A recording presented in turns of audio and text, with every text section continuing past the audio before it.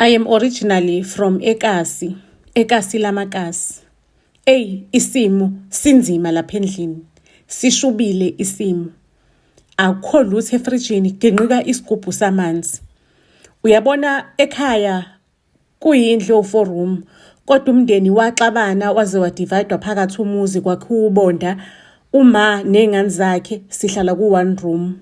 Ingane zakhe kithina nezingane zasekhaya ezincane.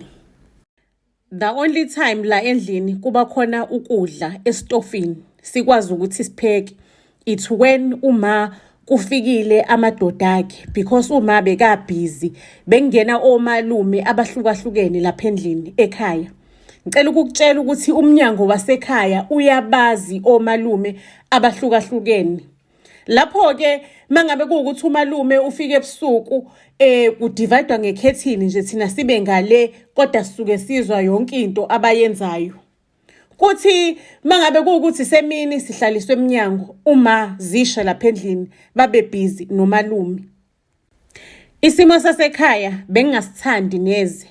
Bengiyibulala ngifunda, ngithi ngifuna ukuthi nje mhlambe ngithole education engcono, ngithole uNSFAS, mase ngiyakwazi ukuthi ngikhiphe umndeni wami osisi bami abancane kanye noma kulempilo nesimo esiphila kusona. Uma na ke vele wazala amantombazane kuphela. Ngempela ke after ukuphasa umatric bekuwumina ke sengihamba ngekolishi lemfundo ephezulu. Ngifike ke resi ngiyibulale ngifunde.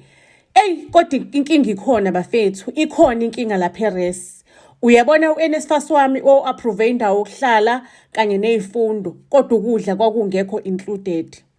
Ngake ngilale isisu sithi hu.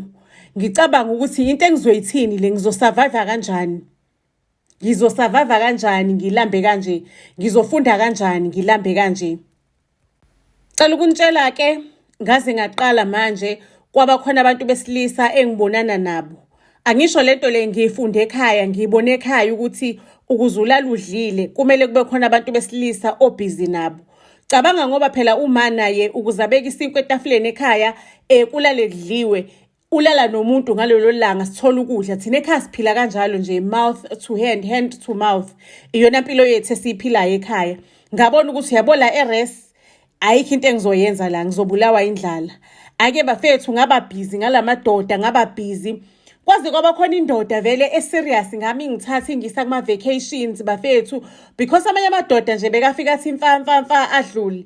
Yabona leyana be serious bafethu, nami yazi yangenza ngabe islay queen inyana bakithi sokupatanisa, ingikhipha ama vacation yagaxela le ndoda. Uyibona ukuthi sesemathandweni ngempela, isiyangithanda kwangempela.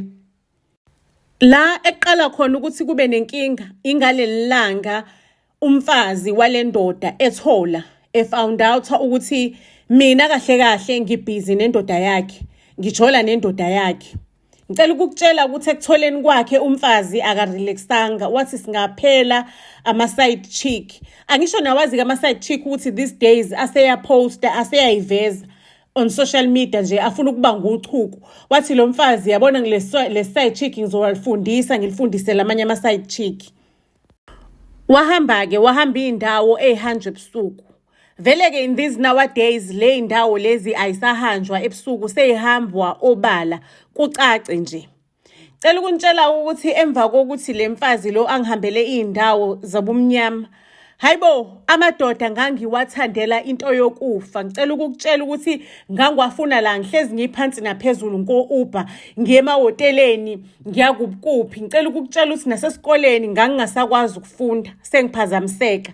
Kungasafundeki, sengijahela ukuthi nje ngibe nendoda, ngithi ngiphuma kwenye ngibe ngiya kwenye, nginganasikhathi munu, ngibhizi. Ngicela ukukutshela ukuthi kwasikole leso besengisiyekile ngokusemthethweni, nje sengingenaso isikhathi sesikole neze, ngumuntu obhizi omatasatasa, ngibhizi ngabafana, ngibhizi. Ngicela ukukutshela ukuthi ukuphoxeka umawe kuphoxekile because besengiyithemba lakhe ukuthi umina engizobakhipha ehluphekeni, umina engizobanikeza ikusasa elingcono. Cabanga ngoba phela mangabe ubhizi namadoda abantu uvela nodlebeleke ekudlebelekeni kwakho uhlangana neziningi izinto, uhlangana nezinkunzi malanga zeinkinga, ama-spiritual husbands, ini nani uba nezinkinga eziningi. Ngendaba yokuthi nje wena uqale ngokuthi othi ngizame ngibone ukuthi kuzongibeka kuphi. Ngikhuluma nje ekhaya basastakile laphayana kulela kamero elu-one room. Impilo ayiyi phambili. Impilo imile. Nami sengize ngabuyela ekhaya ke amadoda ngilanda lapho ekhaya. Sometimes isinoma siyashintshana ngombhede mangabe kuwukuthi iclient lifuna ukuza laphayana. Like a mother, like a daughter. Ngaze ngayi-inheritha into embi kumzali wami. Ngizoyibeka lapho-ke okwanamhlanje indaba yethu isiyolala ibonene ey'torini ey'landelayo. Buzz SA to all social media platforms. Siyanithanda kakhulu.